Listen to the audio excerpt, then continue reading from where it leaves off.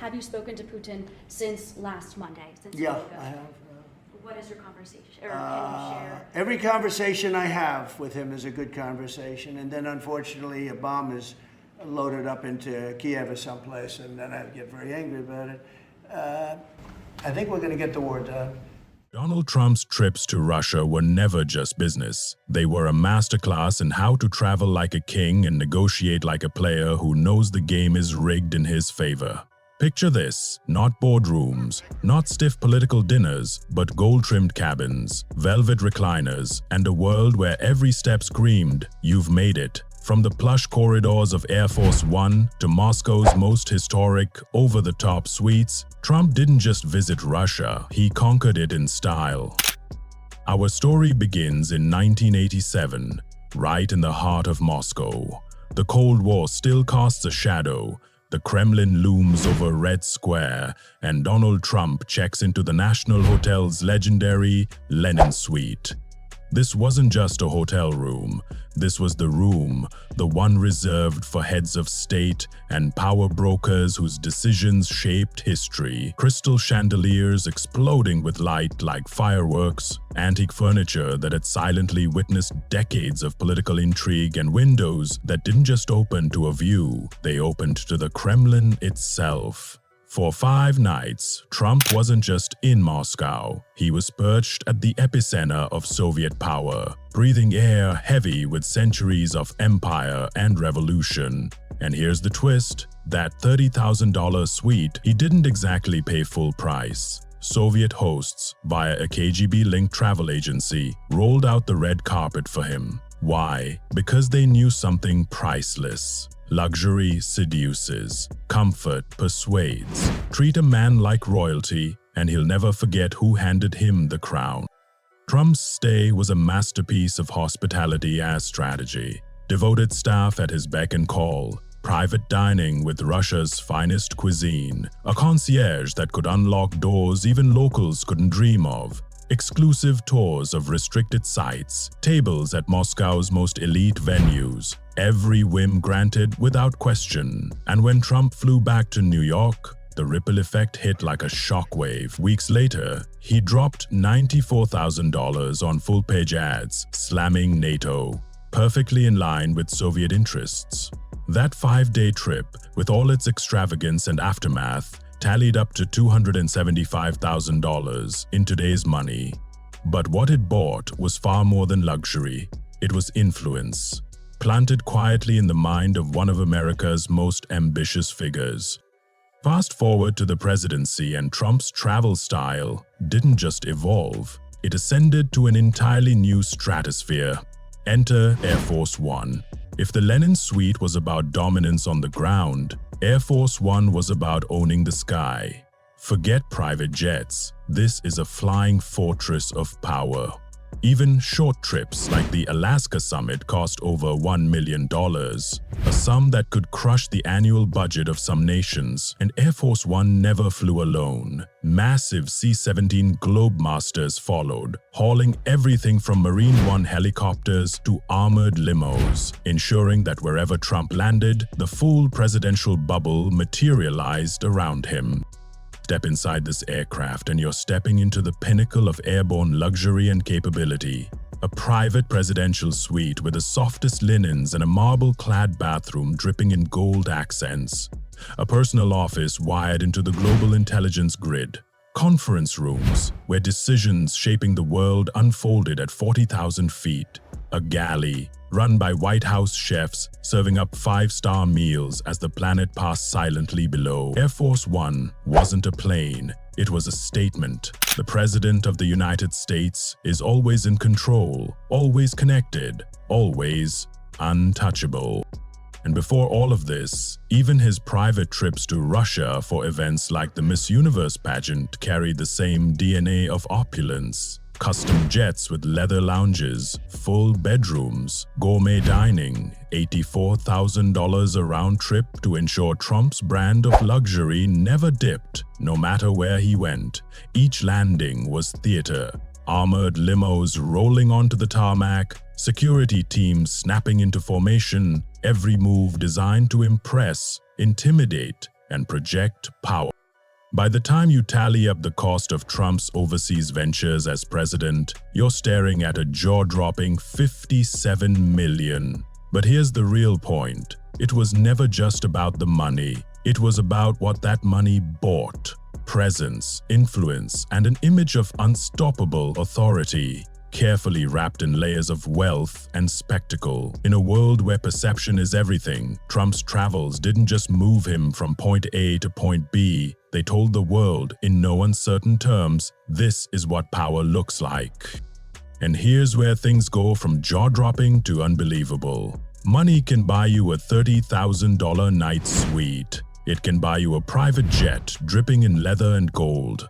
But what happens when cash alone isn't enough? When you want access to the one place on earth where power isn't purchased, it's earned through connections, leverage, and trust. 2006, Moscow. The Trump family isn't just sightseeing. They're stepping into the Kremlin itself. And not just any room in the Kremlin, but the inner sanctum, Vladimir Putin's personal office. And there, in a moment that symbolizes a level of privilege money simply cannot touch, Ivanka Trump sits in Putin's own chair. Not a photo op for tourists, not a guided look but don't touch walkthrough. This was access few ever receive, facilitated by Felix Sater's high-level contacts. It wasn't business as usual. It was a silent signal to anyone watching. The Trumps weren't just doing deals in Russia. They were being invited into the rooms where the deals of nations are made. Think about the weight of that. Putin's office isn't just a room. It's one of the most restricted, iconic spaces on the planet. A command center where decisions ripple across continents. For Ivanka to sit there, it screamed influence. It spoke of relationships that bypassed official channels and cut straight to the nerve center of Russian power. And the rest of that 2006 trip only amplified the message.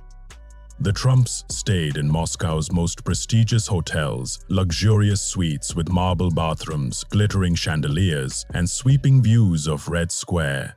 But these weren't just places to sleep. They were strategic staging grounds. Perfect venues for private conversations, backroom negotiations, and forging bonds that would outlast any single contract. This was networking at a stratospheric level, where business, politics, and personal access merged into something far bigger, a seat at the table of global influence.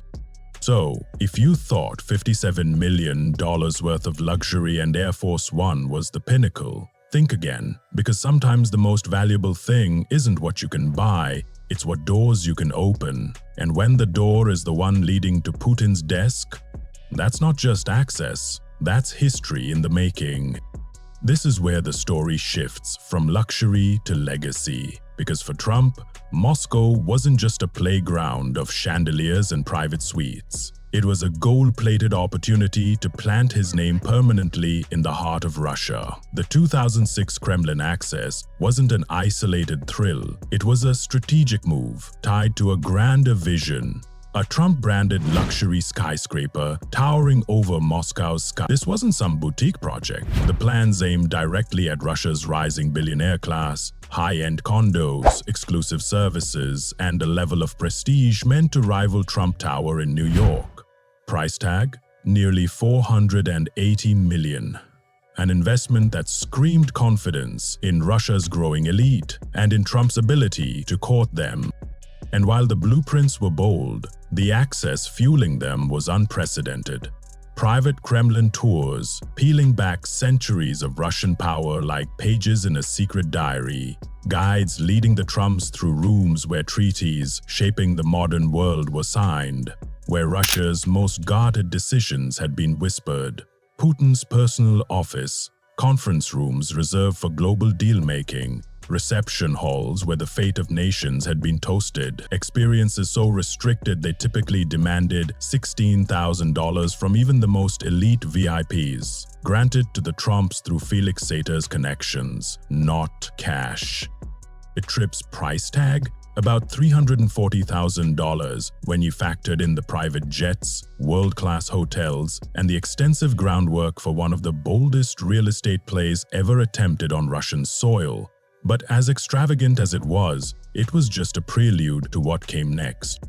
Enter 2007, the Millionaires' Fair at Crocus City Hall, a spectacle so decadent it made Las Vegas look modest. Imagine walking into a hall where million-dollar cars are simply the warm-up act, where gold-plated vodka bottles gleam under chandeliers the size of small houses, where Russia's wealthiest oligarchs gather not just to flaunt fortune, but to form alliances. For Trump, this was more than an expo. It was a stage perfectly designed for his brand of unapologetic opulence. A world where luxury wasn't just bought, it was worshipped. And in that temple of excess, Trump didn't just fit in, he thrived. His presence was a living embodiment of the philosophy on display: wealth as power, and power as influence. And just when you think the spectacle couldn't possibly get any grander, along comes the Millionaires' Fair, a temple of wealth where 1 million cars and 10 million yachts weren't jaw-droppers, they were table stakes. Picture a hall glittering with diamond-studded jewelry, polished marble floors reflecting the glow of gold-leafed columns, and chandeliers so massive they could double as art installations. This was where Russia's billionaires and the world's wealthiest elites gathered to show off their fortunes, snap up the rarest luxuries on earth, and forge the kinds of deals that shape global markets. For Trump, it was the ultimate stage. Here in Crocus City Hall, Aras Sagalarov's sprawling marble and gold masterpiece, he unveiled Trump Super Premium Vodka. And this wasn't just vodka, it was a statement. Bottles etched with genuine 24-karat gold lettering, displayed like crown jewels in illuminated crystal cases. But under the hall's glittering chandeliers, Trump's brand of unapologetic luxury fit right in, appealing perfectly to Moscow's emerging elite, a generation of new money eager to flaunt Western brands that matched their jet-set lifestyles. His booth sat in the fair's most prestigious section, flanked by rare gemstones, exotic cars, and one-of-a-kind art pieces. A placement that didn't just cost money, it announced status. The fair wasn't just about what happened on the floor. Behind closed doors, in private dining rooms dripping with crystal and fine art, Moscow's titans of oil, tech, and finance toasted deals worth hundreds of millions over champagne and caviar. These weren't business meetings.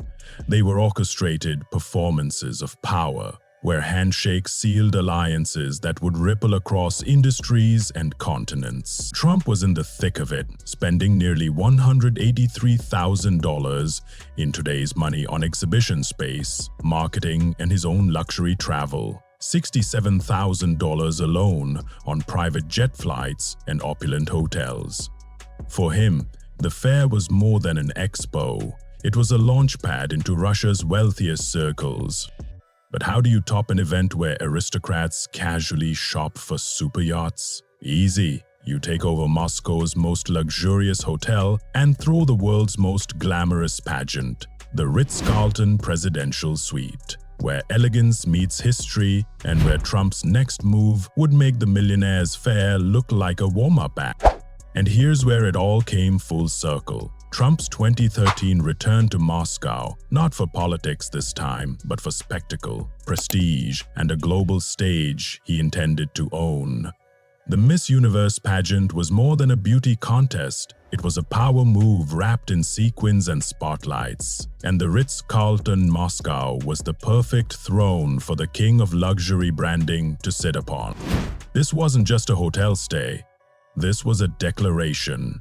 The Ritz-Carlton's marble-clad interiors, crystal chandeliers from Vienna, and panoramic windows framing Red Square, and the Kremlin's golden domes weren't just amenities, they were optics. They told the world, Trump doesn't do ordinary, He does elite. The presidential suite where he stayed was a palace in the sky, private dining with world-class chefs, a spa bathroom with gold fixtures that gleamed under soft lights, a personal concierge on call 24/7, and living spaces filled with antique Russian furniture, rare Persian rugs, and curated artwork that embodied centuries of culture and power. For 36 hours, at nearly $14,000 just in lodging. This wasn't simply accommodation, it was Command Central. Because while cameras captured the glittering gowns and dazzling stage of the Miss Universe competition over at Crocus City Hall, where Aras Agalarov spent $4 million crafting an extravaganza that made global headlines, the real action was happening in those suites. Behind closed doors, over champagne and panoramic views of the Kremlin, deals were being whispered, alliances forged, and future ventures mapped out across continents. The Ritz became the unofficial headquarters of a summit disguised as a pageant, a convergence of entertainment, wealth, and international business, all orbiting around Trump's brand of luxury. And that's the genius of it. Every chandelier, every gold fixture, every red carpet event wasn't just indulgence, it was strategy. The Miss Universe trip wasn't a detour in Trump's global ambitions. It was a carefully staged moment in a long-running play of influence and image. Moscow got its opulence showcased to the world. Trump got access, deals, and a stage that elevated his name far beyond beauty competitions. So what do you get when you connect the Lenin Suite of 1987, the Kremlin Chair of 2006, the Millionaire's Fair of 2007, and the Ritz-Carlton of 2013? You don't just get a timeline of trips, you get a roadmap of how luxury can open doors that money alone never could. And you can bet, the story doesn't end in Moscow.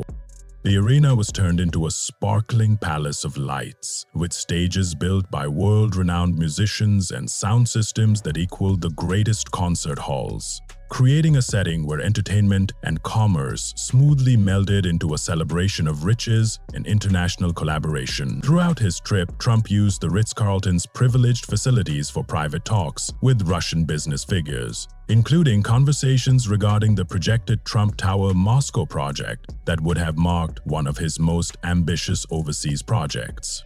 These talks took place in the hotel's most exclusive dining rooms, where confidentiality was assured, and every detail was supervised by personnel trained to serve the world's most powerful persons with the type of care that promised perfect seclusion and comfort. Trump came to Moscow on Phil Ruffin's opulent Bombardier Global 5000, creating an aura of international grandeur that matched the pageant's beautiful backdrop. The total journey reached an estimated $251,000 in today's currency. If one lavish trip to Moscow seems remarkable, what would you think about someone undertaking 6 luxury journeys in only 18 months, each costing a fortune? 6 excursions of luxury. Donald Jr., the Russian real estate empire. Around 2008, Donald Trump Jr. embarked on what would become one of the most expensive series of business trips in the Trump organization's history, making approximately 6 trips to Russia over an 18-month period to scout real estate deals and strengthen business ties that would establish lasting relationships with Russian investors. These weren't typical business travels, they were elaborate expeditions that would cost over $1 million and establish the foundation for what Trump Jr. would later describe as Russians making up a pretty disproportionate cross-section of Trump assets, creating relationships that would influence the organization's international strategy for years. Donald Trump's journeys to Russia were never just trips. They were a masterclass in how to fuse luxury, business, and influence on a global stage. Every visit was an event, from marble-clad suites overlooking the Kremlin to private jets turned into airborne boardrooms. These weren't vacations, they were power moves disguised as travel itineraries. It started in 1987 in the heart of Moscow, where Trump checked into the legendary Lenin Suite at the National Hotel. This wasn't just a room, it was a throne, crystal chandeliers that burst with light like fireworks, antique furniture that had absorbed decades of political intrigue, and windows framing the Kremlin's golden domes. For 5 nights, Trump wasn't simply in Moscow, he was at its core, breathing air heavy with centuries of empire and revolution. And while today's price tag would hit $30,000, the Soviets weren't counting pennies. Through a KGB-linked travel agency, they rolled out opulence as strategy, treating Trump like royalty. Why? Because luxury persuades, comfort influences. Treat a man like a king, and he'll remember who crowned him. That trip didn't just make an impression, it sparked action. Weeks later, Trump spent $94,000 on full-page newspaper ads attacking NATO, a move perfectly aligned with Soviet interests. That's the power of a well-placed chandelier and a view that whispers, "You belong here." Fast forward to 2006, and the stakes skyrocketed. This time, Trump's children were in Moscow, not just seeing the sights, but stepping inside the Kremlin's most restricted chambers. Ivanka Trump, sitting in Vladimir Putin's own chair. Think about that. Not a tourist snapshot, not a guided peek. This was the inner sanctum, one of the most forbidden offices on earth. And the Trumps had the key. Courtesy of Felix Sater's connections, they bypassed velvet ropes and walked into the rooms where global destinies are decided. That kind of access isn't bought, it's earned. And it told the world, the Trumps aren't outsiders here, they're inside the circle. And Moscow noticed. In 2007, Trump took center stage at the Millionaire's Fair inside Crocus City Hall, Aras Agalarov's marble and gold cathedral of excess. Imagine a hall where million-dollar cars are appetizers and gold-plated vodka bottles are collector's items. Here, Trump launched Trump Super Premium Vodka bottles etched in 24-karat gold, lit like jewels under chandeliers the size of small houses. His booth sat in the fair's most prestigious section, surrounded by rare gemstones, exotic cars, and artwork worth fortunes. And behind the fair's public glamour, private dining rooms, where oligarchs and international tycoons toasted deals worth hundreds of millions, with Trump firmly in their orbit. The entire spectacle cost nearly $183,000 in today's money. But what it bought was priceless: credibility with the Russian elite. By 2013, Trump was back in Moscow, this time for the Miss Universe pageant, a global spectacle that doubled as a high-powered networking event. His headquarters, the Ritz-Carlton, Moscow. Not just a hotel, but a signal. Hand-selected Italian marble interiors, chandeliers imported from Vienna, panoramic windows overlooking Red Square and the Kremlin. The presidential suite alone was a masterpiece. Private dining with world-class chefs, a marble spa bathroom with gold fixtures, a personal concierge on call 24/7 for 36 hours at nearly $14,000 just for lodging. This suite became the hub of negotiations that stretched far beyond the pageant stage. Musician. And at Crocus City Hall, Agalarov spent $4 million crafting a show that dazzled the world, while Trump worked the rooms behind the curtains, forming relationships that would span continents. But Trump's Russian ambitions didn't stop at pageants and vodka. Donald Jr.'s multiple trips underscored the Trump organization's long-term strategy, a permanent foothold in Moscow's luxury market. From the Ritz-Carlton to the Lot Hotel, the Trump team booked presidential suites with marble bathrooms, private terraces for confidential talks, and concierge services capable of arranging anything from private museum tours to elite dinners at Moscow's most exclusive restaurants. 6 trips racked up over $135,000 in hotel costs alone, supporting scouting missions for real estate ventures near Red Square and the Kremlin. Projects with budgets reaching an eye-watering $750 million.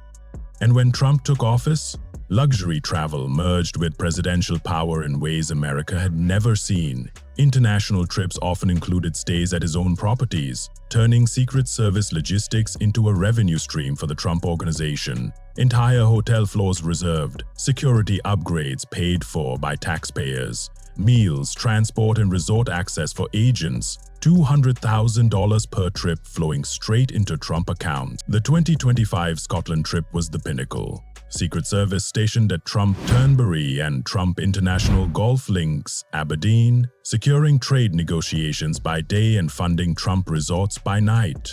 The costs? Enormous. The optics? Unprecedented. Ethics experts called it a breach of boundaries between public duty and private profit, as the line between presidential security and business empire blurred beyond recognition. Total security expenses? A staggering $67 million. And yet, all of this, the lavish hotels, the private jets, the Kremlin access, the global pageants, was only part of a far bigger ambition.